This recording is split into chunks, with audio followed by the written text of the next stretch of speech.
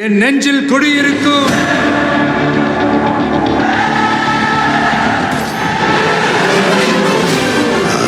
தளபதி. ஒரு கேஸ ஒரு கோர்ட்ல ஒரு முறைக்கு 100 முறை வேணாலும் விசாரிங்க. ஆனா தீர்ப்பு ஒன்னா தான் இருக்கணும்.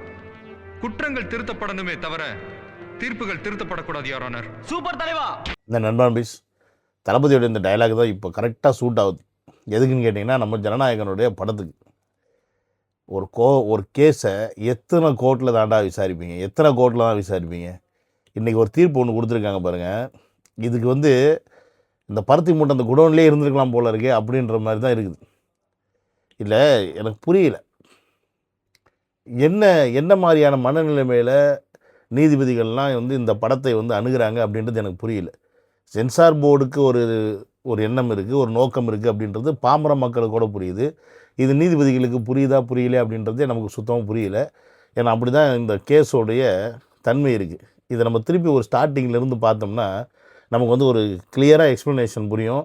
ஏன் இந்த சொன்னேனே பருத்தி மூட்டை அந்த குடோன்லேயே இருந்திருக்கலாம் அப்படின்னு, அந்த கதையாக தான் இப்போ இருக்குது. இப்போ இன்றைக்கி வந்திருக்க தீர்ப்பு.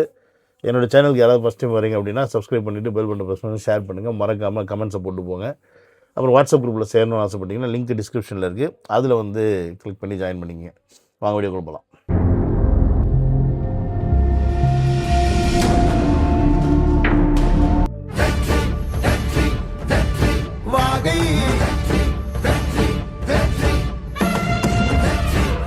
Welcome to Vijay stock and welcome to another video.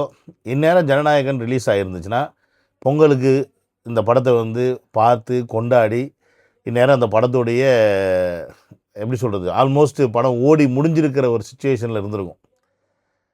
இனி ஒரு சில தேட்டரில் மட்டும் படம் ஓடுற அந்த சூழ்நிலையில் இருந்திருக்கும்.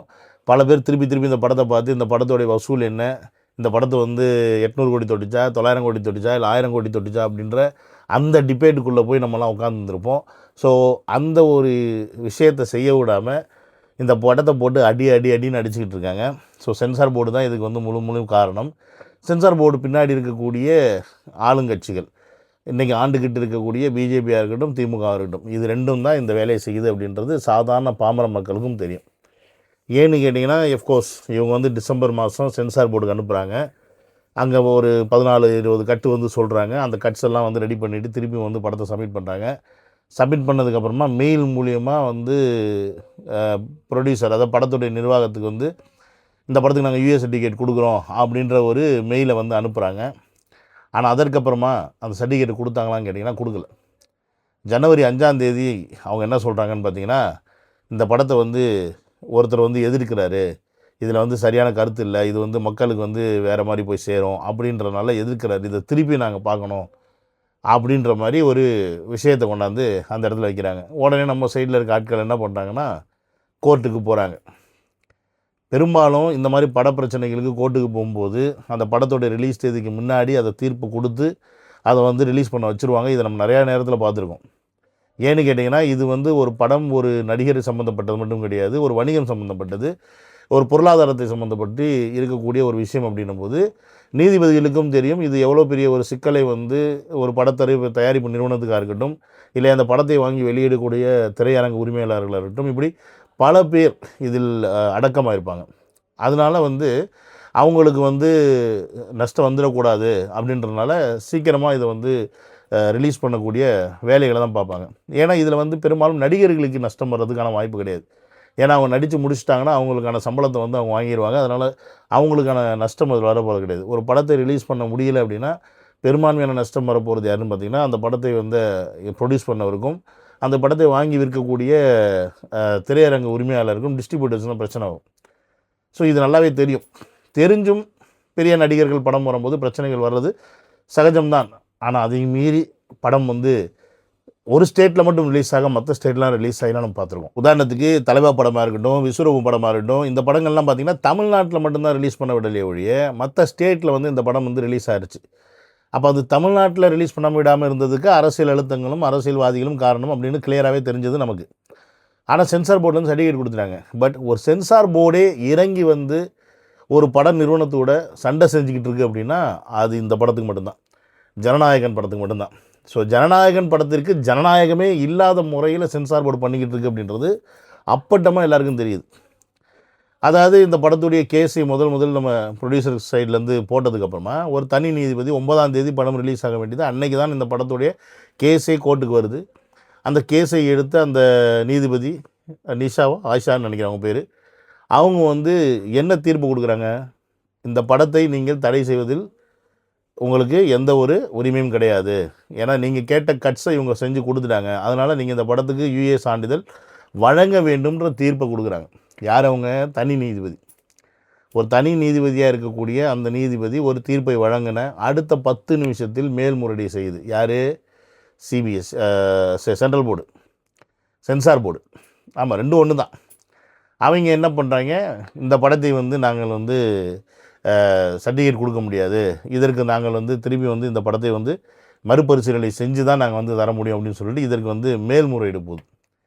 மேல்முறையீடு போனோடனே அந்த கோர்ட்டில் இந்த கேஸை வந்து வாதாடுறாங்க. உடனே அங்கே ரெண்டு பேர் இருக்கக்கூடிய நீதிபதி என்ன சொல்கிறாங்க, நீங்கள் வந்து அவசரப்படும் நேரத்திலலாம் நாங்கள் படத்தை ரிலீஸ் பண்ண முடியாது, அதுக்காகலாம் நாங்கள் சென்சார் போர்டு ப்ரெஷர் கொடுக்க முடியாது, உங்களை யார் வந்து சர்டிஃபிகேட் வாங்காமல் டேட்டை வந்து ஃபிக்ஸ் பண்ண சொன்னது அப்படின்னு புது கதைகள் எல்லாம் அவங்க வந்து கேட்குறாங்க. ஏன்னா இதற்கு முன்னாடி அவர்கள் எல்லாம் தமிழ்நாட்டில் நீதிபதியாக இருந்ததில்லை, எல்லாரும் எங்கேயோ வானத்திலேயோ இல்லை சூரியன்லேயோ எங்கேயோ இருந்து வந்திருக்காங்க. அதனால் தமிழ்நாட்டிலையும் சரி இந்தியாவிலையும் சரி எப்படி வந்து ஒரு நிறுவனம் நடக்குது, படங்கள் எப்படி வந்து தயாரிக்கப்படுது, எப்படி வந்து ரிலீஸ் செய்யப்படுது அப்படின்னு தெரியாது நீதிபதிகளுக்கு. ஏன்னா அவங்களாம் வந்து இங்கே இல்லை, அதை நீங்கள் புரிஞ்சுக்கணும். அதனால் என்னென்னா அவங்க வந்து ரொம்ப நேர்மையாக சிபிஐ சென்சார் போர்டுக்கு சப்போர்ட் பண்ணி நீங்கள் வந்து சப்போர்ட் இல்லை, சென்சார் போர்டோட நியாயத்தை வந்து உள்வாங்கி கொண்டு நீங்கள் வந்து தேதி அறிவித்தது தவறு, அதனால் நாங்கள் இந்த கேஸை 20ஆம் தேதிக்கு மேலே தீர்ப்பு சொல்கிறோன்னு சொல்லிட்டு அவர் தள்ளி வைக்கிறார்.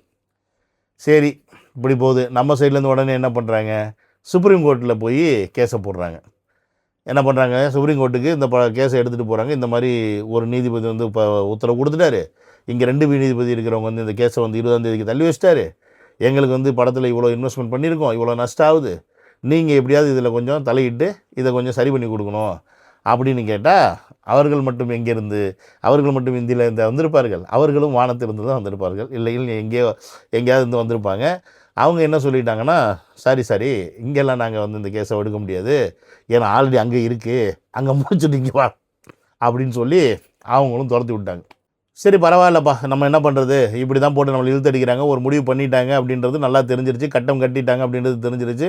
இதை பற்றி தளபதி அவர்கள் ஏதாவது வாய் திறப்பார், ஏதாவது சொல்லுவார், எதையாவது குரல் கொடுப்பார், எதையாவது வந்து மண்டியிடுவார், அவர்களிடம் வந்து சரணடைவார் அப்படின்லாம் எதிர்பார்த்து காத்திருந்துச்சு இந்த களிசடை கூட்டங்கள். ஆனால் இந்த களிசடை கூட்டங்களுக்கெல்லாம் காது மேலே அப்புறம் மாதிரி மாநில மாவட்ட அளவிலான கழக செயலாளர்கள் மாவீரர் திருநாளை வந்து மையமாக வச்சு ஒரு மீட்டிங்கை போட்டு போலன்னு தளபதி பொழந்து தள்ளிட்டார். இவங்க நினச்சிருப்பாங்க, சரி ஒருவேளை இப்போ இந்த தீர்ப்பு வர்றதுக்கு நான் நினைக்கிறேன் இந்த மாவீரர் இது கழக செயலாளர்கள் மீட்டிங் நடந்துச்சுல அது கூட ஒரு காரணமாக இருந்ததுன்னு நான் நினைக்கிறேன்.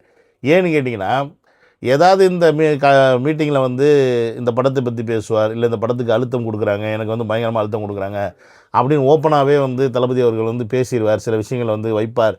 அதை வைத்து அரசியல் செய்யலாம் காத்துக்கிட்டு கடந்த இந்த எச்சக்கல பசங்களுக்கு எல்லாத்துக்கும் ஆப்பு வைக்கிற மாதிரி அவர் என்ன செய்யணுமோ என்ன சொல்லணுமோ தன்னுடைய தொண்டர்களுக்கும் தன்னுடைய அந்த இயக்கத்தில் இருக்கக்கூடிய நிர்வாகிகளுக்கும் என்ன சொல்லணுமோ அதை மட்டும் சொல்லிட்டு போனார் பாருங்கள்.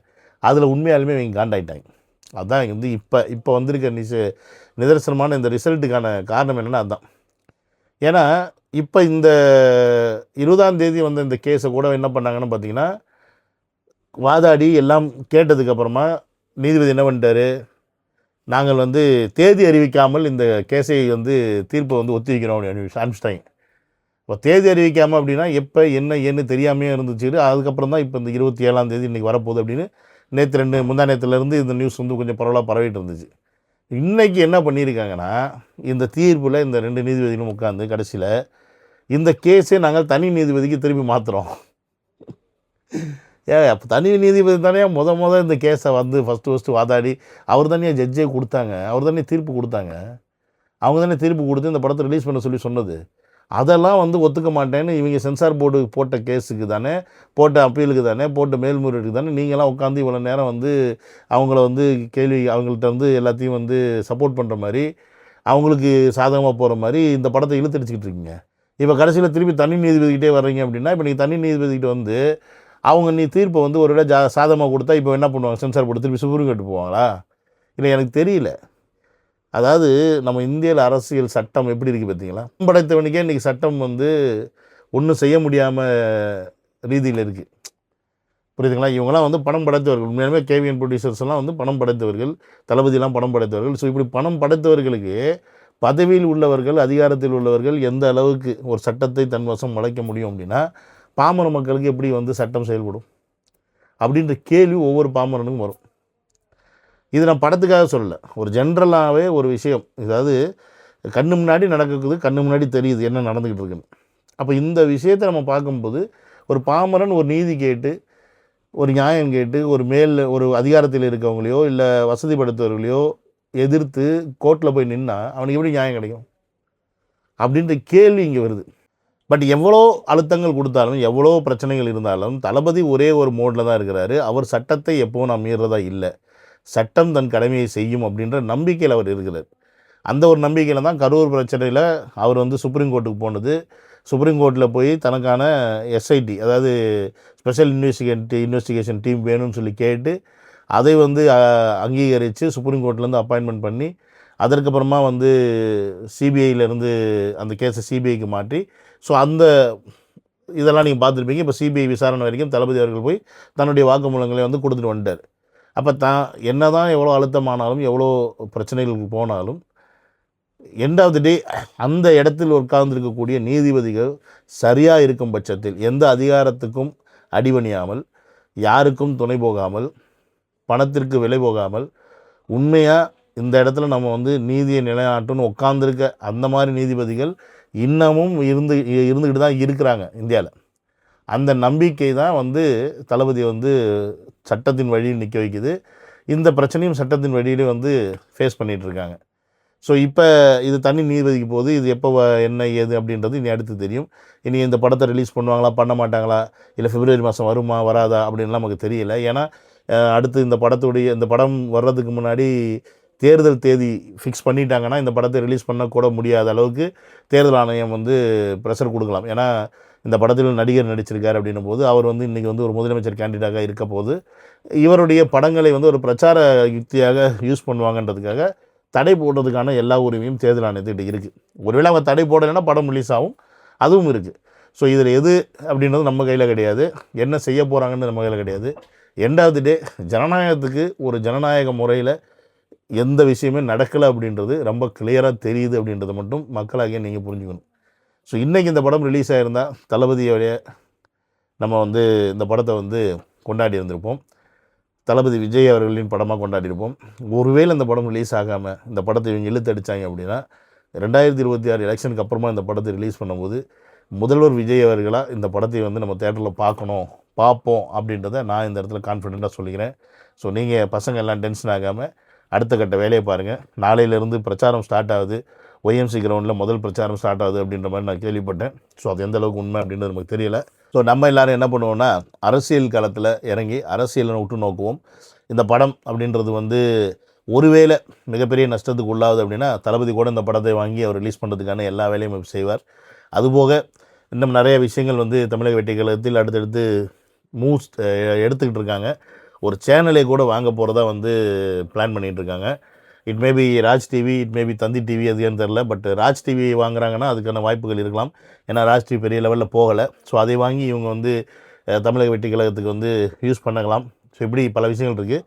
அதோட டீட்டெயில்ஸ்லாம் நமக்கு முழுசாக தெரிய வரும்போது அதை பற்றி விளக்கமான வீடியோஸை நம்ம வந்து பார்ப்போம் அடுத்தடுத்து. ஸோ என்னோடய அடுத்த வீடியோவில் உங்களை வந்து வேறு சில நல்ல விஷயங்களோடு வந்து பார்க்குறேன். So another video. Love you all. Take care. Bye bye.